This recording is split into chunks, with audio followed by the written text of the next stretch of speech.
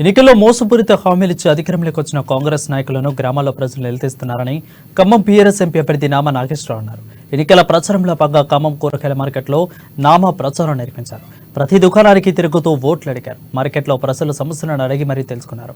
కాంగ్రెస్ మోసాలను ప్రజలు గమనించారని, రానున్న ఎన్నికల్లో పీఆర్ఎస్ కి ప్రజలు బంపరాదం పడతారని నామా నాగేశ్వరరావు ధీమా వ్యక్తం చేశారు.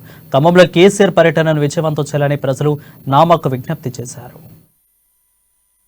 గత 10 సంవత్సరాలు ఎన్నో పోరాటాలు చేసినాం. పెద్దలు చెప్పినట్టుగా తెలంగాణ బిల్లు పార్లమెంట్ లో పెడితే ఆ రోజున నాకు ఆ బిల్లు మీద ఓటు వేసేటువంటి హక్కు మీరు కల్పించారు. ఆ రోజున మొదటి ఓటు వేసా.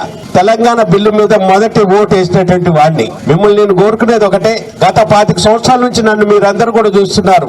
ఏ రోజున కూడా నాకు చేతనైనటువంటి సహాయం చేయటమే తప్పితే ఎవరు నా ఇంటికి వచ్చినా, ఎవరు నా ఆఫీస్కి వచ్చినా, ఇక్కడ నుంచి మొదలుకొని ఢిల్లీ వరకు ఏ పని ఉన్నా కూడా నేను ప్రతి ఒక్కరికి కూడా నా దగ్గరకు వచ్చిన ప్రతి వారికి కూడా పని చేసి పెట్టాను. ఏ రోజున కూడా ఏ కులం, ఏ మతం, ఏ పార్టీ అని అడగలేదు. అదేవిధంగా ఇక్కడికి వచ్చినప్పుడు, ఈ మార్కెట్కి వచ్చినప్పుడు పెద్ద ఎత్తున స్వాగతం పలికారు. సంతోషం ఏంటంటే ఇక్కడ నేను ఏ విధంగానైతే ఉన్నానో ఇక్కడ కూడా వివిధ పార్టీల వారు కూడా ఒకటే చెప్పారు, లేదు మీరు నామా గారు